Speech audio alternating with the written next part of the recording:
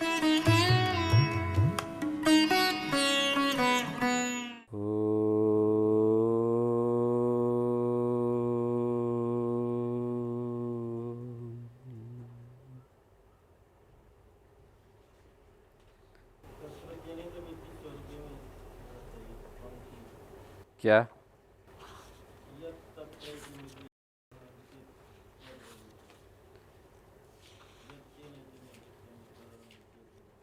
ये तो इतिकरण से ये सारी चीज़ें जो है ना निकल आ गई कि जो तत्र निर्दिष्ट है, जो तत्र निर्दिष्ट है वो तो ग्रहणवाची होना चाहिए। जो तेन निर्दिष्ट माने तृतीया के द्वारा जिसको कहा गया है वो प्रहरणवाची होना चाहिए, और जो इदम है वो युद्ध होना चाहिए। ग्रहणवाची, प्रहरणवाची और युद्ध को कहा जाना चाहिए। जैसे कैसे केशेषु केशेषु गृहीत्वा इदम युद्धम वृत्तम, ठीक है। तो केशेषु केशेषु ये सप्तम्यंत हो गए हैं।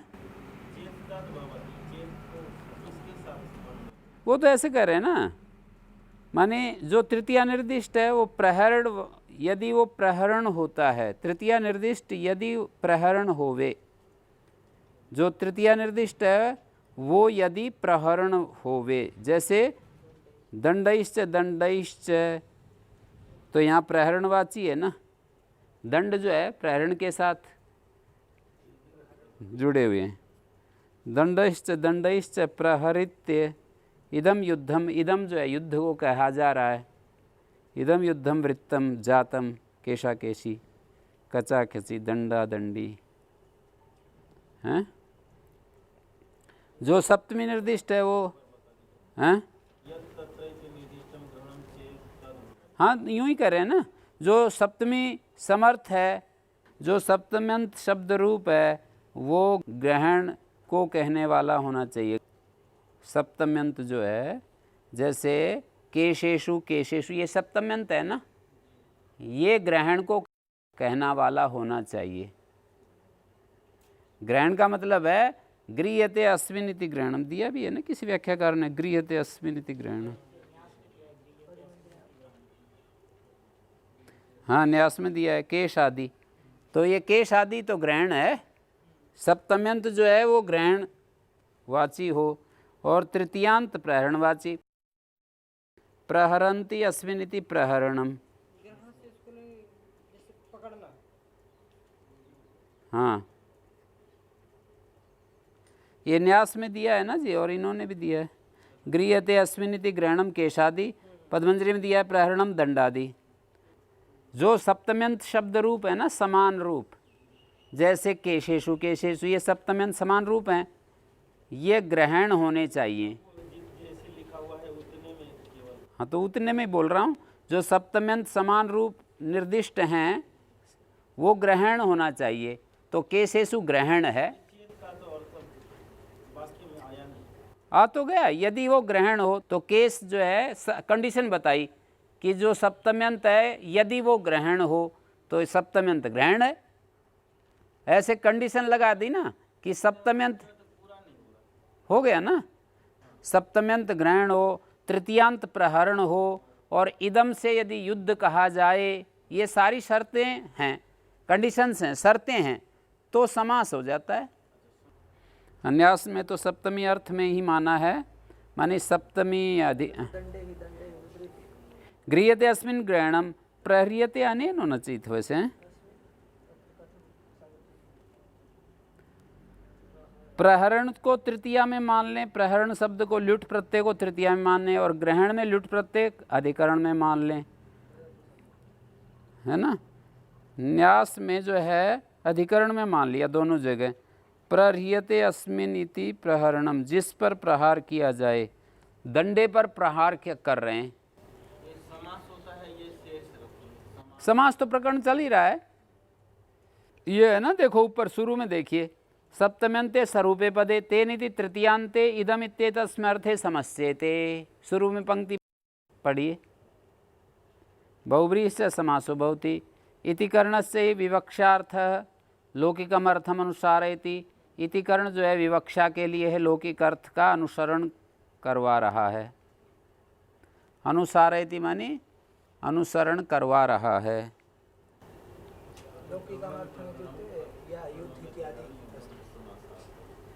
हाँ, इति कारण से सारी चीज़ें ग्रहण प्रेरण कर्म व्यतिहार युद्ध, चार चीज़ें जो हैं एक जगह तीन मिलेंगी, कुल मिलाकर चार हैं, एक जगह तीन मिलेंगी। जैसे ग्रहण कर्म व्यतिहार युद्ध तीन होगी ना, ग्रहण कर्म व्यतिहार युद्ध तीन होगी, फिर प्रहरण कर्म व्यतिहार युद्ध, और चौथी को आप यूँ समझ सकते हो, ये तो कंडीशंस हैं, तो समान रूप वाले दो शब्दों का समास हो जाएगा। ये कंडीशंस हैं, और समान रूप वाले जो तृतीयांत या सप्तम्यंत शब्द हैं उनका समास हो जाएगा। फिर बोलता हूँ, समान रूप वाले तृतीयांत या सप्तम्यंत शब्दों का समास होगा जब ग्रहण कर्म व्यतिहार और युद्ध समासार्थ हो, और दूसरे जगह प्रहरण कर्म व्यतिहार और युद्ध समासार्थ हो। मतलब तृतीयांत में प्रहरण कर्म व्यतिहार और युद्ध समासार्थ हो, और सप्तम्यंत शब्द समान रूप वाले हों तो समास हो जाता है यदि ग्रहण कर्म व्यतिहार और युद्ध समासार्थ हो।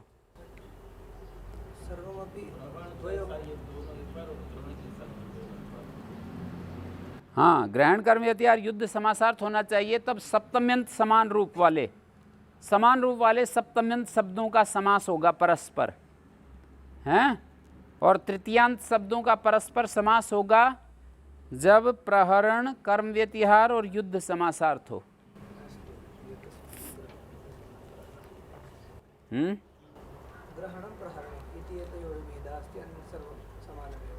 कर्म व्यतिहारपि स्यात् युद्धमपि स्यात् प्रहरणमपि।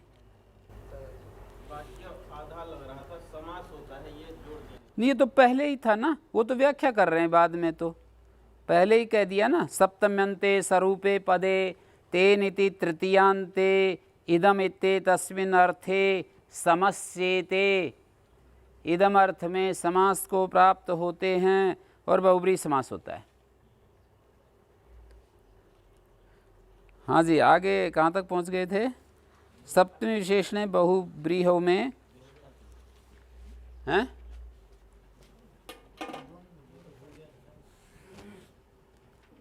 आखिरी वाला एक पंक्ति रह गई थी, दो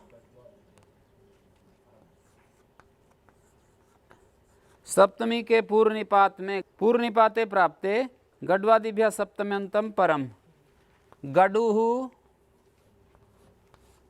कंठे यस्य। सप्तमी का पूर्व प्रयोग पाता था ना? हाँ जी, हाँ जी, सप्तमी विशेषण बहुब्रीहियों में सप्तम्यंत का पूर्व प्रयोग पाता था, तो कहते हैं गड्वादिभ्यः सप्तम्यंतम परम, गड्वादियों से सप्तम्यंत को पर प्रयोग होता है तो गडु कंठ बन जाएगा। इसका लुक हो गया है, सब सुबोध धातु प्रातिपदिक विभक्ति का ऐसा होगा विग्रह, गडु कंठे अस्ति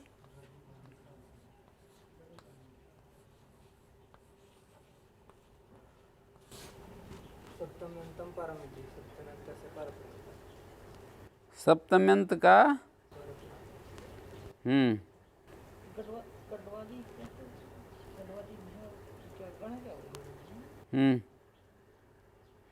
गड्वादि गण है, प्रयोग से देखे जाएंगे गड्वादि। आदि शब्द प्रकारवाची, ये मतलब है, आकृति गण कर लो, प्रकारवाची है, ठीक है। तो गडु शिरा में भी इसी तरह से, गडु है सिर में, जिसके सिर में जो है एक मोटा मोटा कुछ उठ जाए ग्रंथि, तो उसको गडु कहते हैं, गडु शिरा। कथम वहे गडु, गडु है वह में जिसके, वह कहते हैं कंधे को, कंधा होता है ना इसका बैल का, तो वहे गडु वृषभ, वहे गडु वृषभा, वह में गडु है जिसके, ठीक है।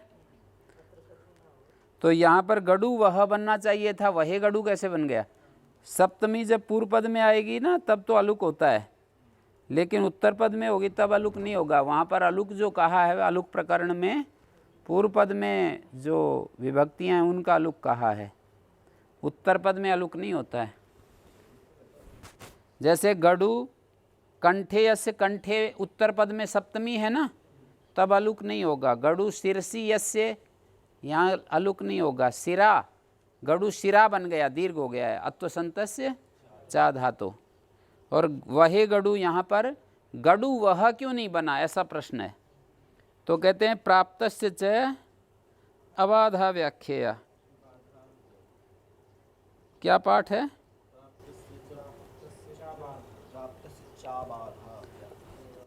न्यास में तो प्राप्तस्य बाधा व्याख्या ऐसा लिखा है। जो प्राप्त है ना, मतलब ये वार्तिक से जो कार्य प्राप्त है उसकी बाधा की व्याख्या करनी चाहिए, हैं?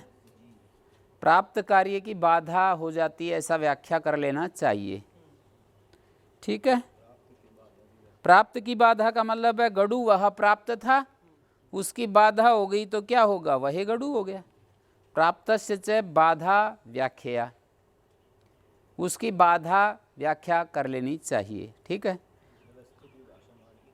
हाँ, कुछ व्यवस्थित विभाषमान कर लेंगे।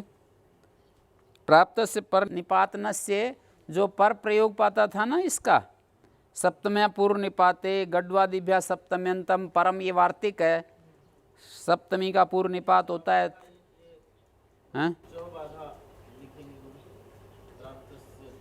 पहले मैं बाधा के पाठ मान करके व्याख्या कर रहा हूँ।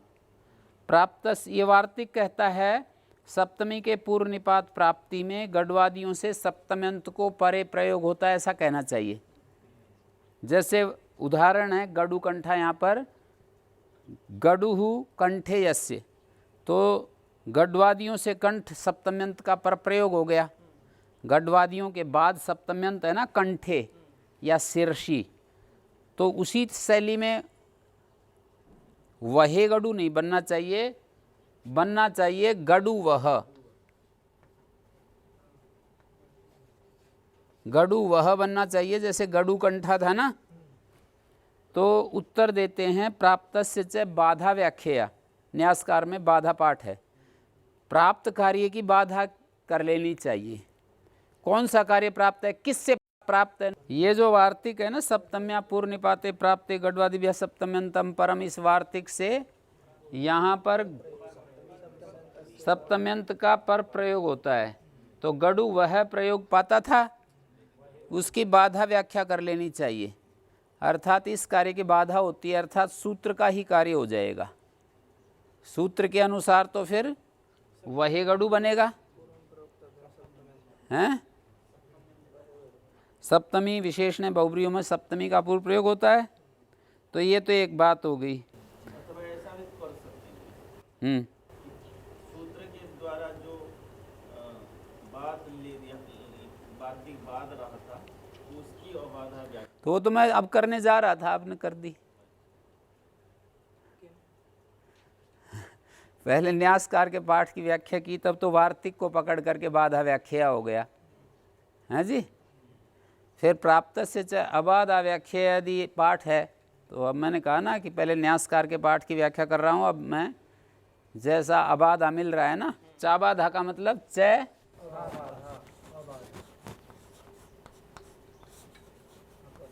ठीक है। प्राप्त से च अबाधा व्याख्या, सूत्र का कार्य जो प्राप्त हो रहा था ना, उसकी अबाधा वार्तिक के द्वारा अबाधा होती है, ऐसी व्याख्या कर लो। वार्तिक के द्वारा अबाधा होती है, अर्थात बाधा नहीं होती है। सूत्रेण प्राप्त से कार्य से अबाधा व्याख्या, वार्तिकेन कुर्मः तदा बाधा व्याख्या पाठ स्यात्। प्राप्त से कार्य से बाधनम व्याख्येयम, प्राप्त कार्य का बाधा होती है। सूत्र के द्वारा प्राप्त कार्य की बाधा होती है, ऐसी व्याख्या कर लो। या सूत्र के द्वारा प्राप्त कार्य की अबाधा होती है क्या? बताओ जी, क्या समझे? दो कार्य हैं या एक सूत्र कार्य, एक वार्तिक कार्य? वार्तिक से प्राप्त क्या था? सप्तम्यंत का प्रयोग प्राप्त था ना, गडु वह प्राप्त था। इसकी बाधा करेंगे तो यही बनेगा ना, वही गडु। और यदि सूत्र कार्य देखते हो, सूत्र के अनुसार ये स्थिति पाती थी ना, ये स्थिति पाती थी, इसको वार्तिक बाध रहा था, तो कहते हैं सूत्र के कार्य को जो वार्तिक बाध रहा है उसकी अबाधा व्याख्या करो। सूत्र के द्वारा जो कार्य प्राप्त था उसको जो वार्तिक बाध रहा था उसकी अबाधा के रूप में व्याख्या करो, अर्थात बाधा नहीं होती ऐसा व्याख्या करो। सूत्र कार्य को वार्तिक कार्य नहीं बाधता ऐसी व्याख्या करो इस प्रयोग के लिए, तो ये वही गडु बन गया, प्राप्तस्य अबाधा व्याख्या। समझ गए? आगे चलिए। अब निष्ठा। निष्ठा जो है बहुब्रीहि समास में पूर्व प्रयोग होता है, जैसे कृतकट।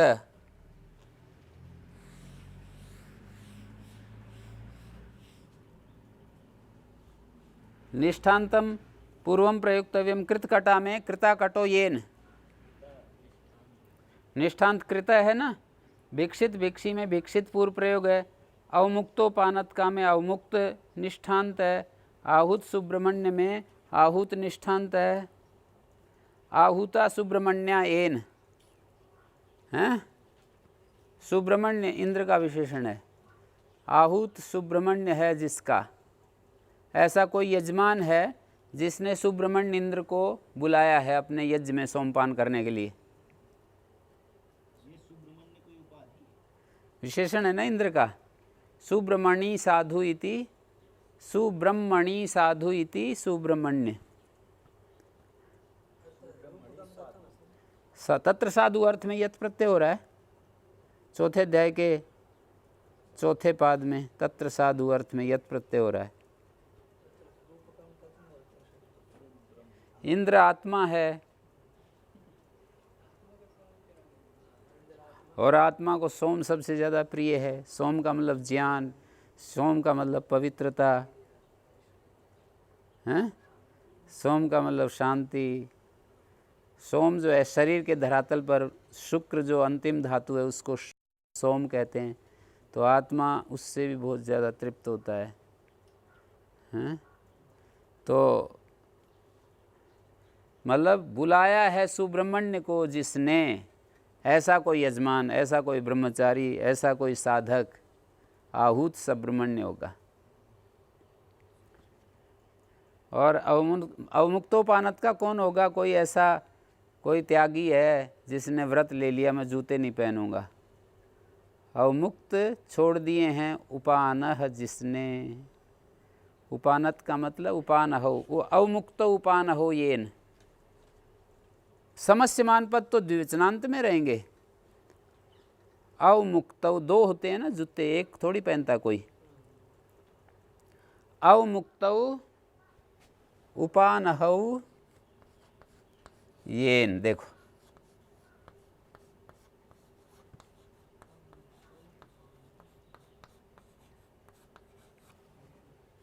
इति अवमुक्तोपानत का कैसे बना?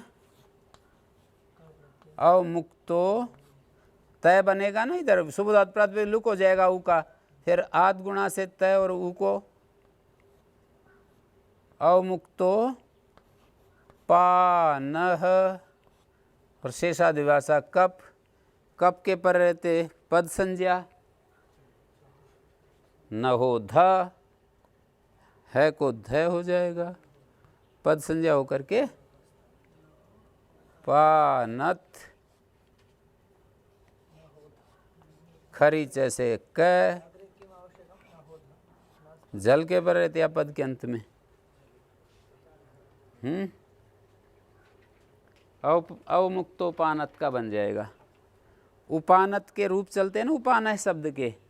उपानत, उपानहौ, उपानह, उपानहम उपानहौ उपानह उपानह उपानद्भ्याम उपानद्भि, भ्याम के बरते पद संज्ञा हो जाएगी। उपानद्भ्याम उपानद्भि उपानहे उपानद्भ्याम उपानद्भ्या उपानह उपानद्भ्याम उपानद्भ्या उपानह उपानहो उपानहाम उपानहि उपानहो उपानत्सु। ठीक है, ठीक हो गया। और इसमें भिक्षित भिक्षी क्या पाठ है?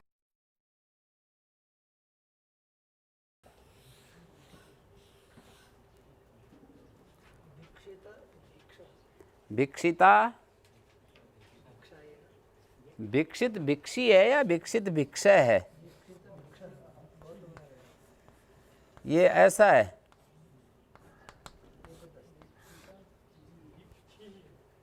भिक्षा शब्द होगा तो गोस्त्री और उपसर्जन से ह्रस्व हो जाएगा। उपसर्जन स्त्री प्रत्यांत को ह्रस्व हो जाता है, तो भिक्षा को ह्रस्व होकर भिक्षित भिक्षः बनेगा, हैं? और यदि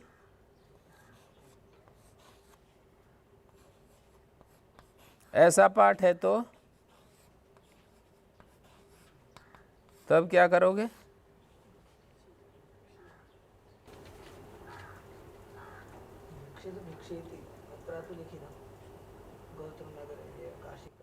भिक्षी,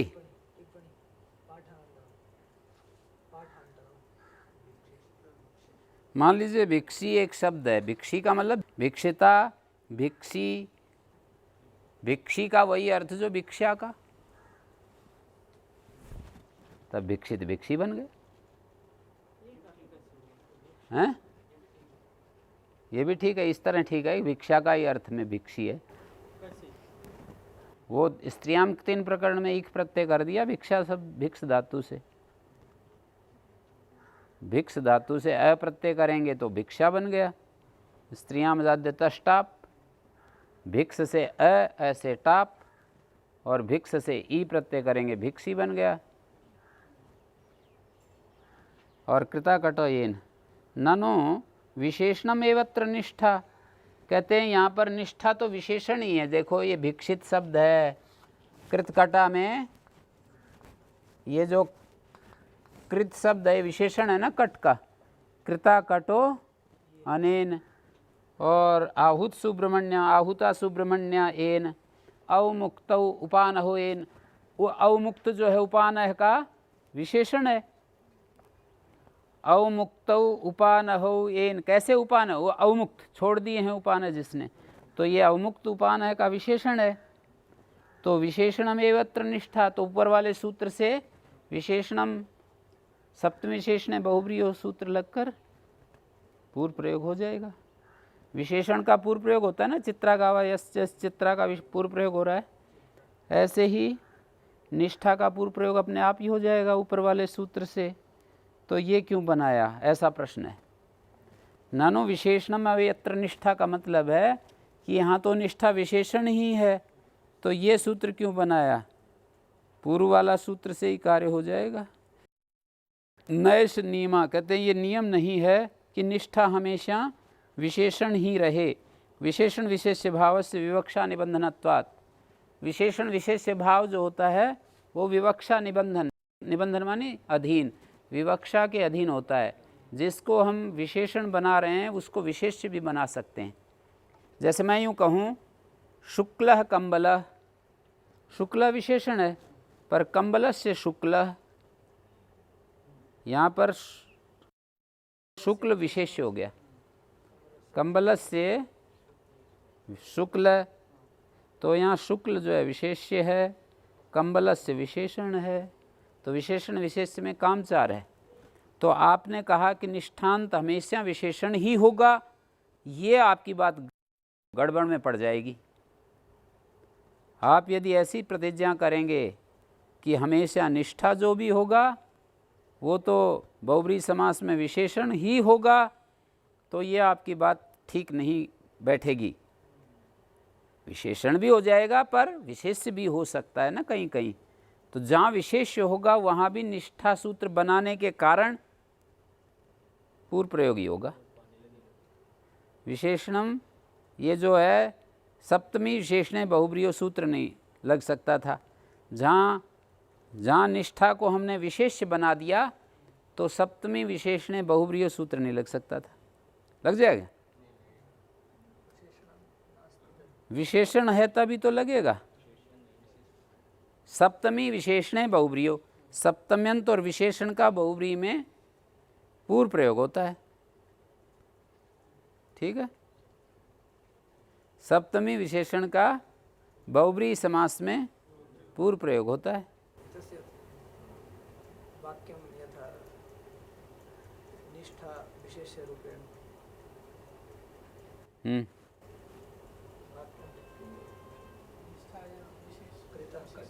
अत्र तो कृतः विशेषणमस्ति। विशेषण विशेष्य भाव में विवक्षाधीन होता है तो निष्ठांत जो है वो हमेशा विशेषण ही हो ऐसा नियम नहीं। निष्ठांत विशेष्य भी हो सकता है। विशेष्य होगा तब किस नियम से आप पूर्व प्रयोग उठाओगे? सूत्र बनाना पड़ेगा फिर आपको, ये कह रहे हैं। निष्ठा सूत्र का यही प्रयोजन है। तो कहते कैसे बनाएंगे? कृत कट है विशेष्य, जब कृत को विशेष्य दिखाना है तो कैसे दिखाएंगे? कटे कटेन कृतम या हाँ, दो तरह से विग्रह दिए हैं। कटे कटेन कृतम अनेन,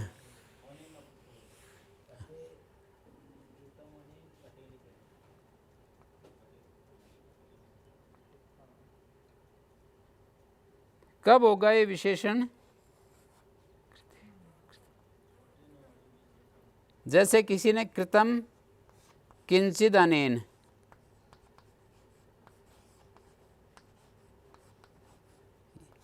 ऐसा किसी ने बोला।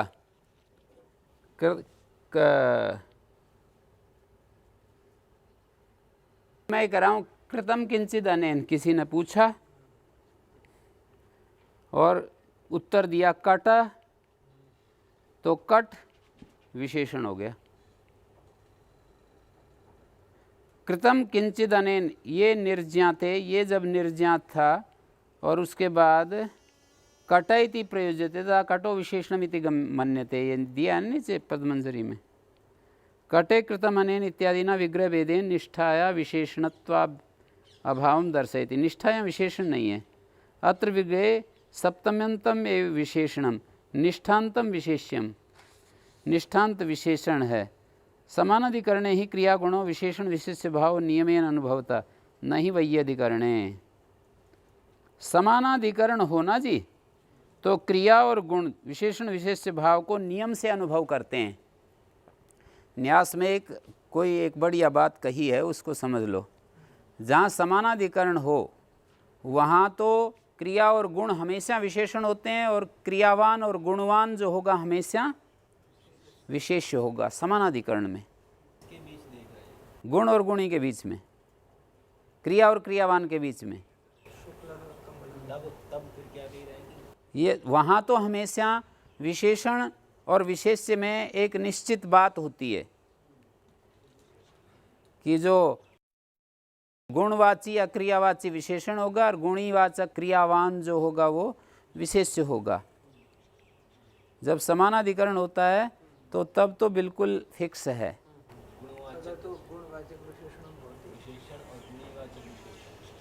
हाँ, समानाधिकरण में तो बिल्कुल एकदम से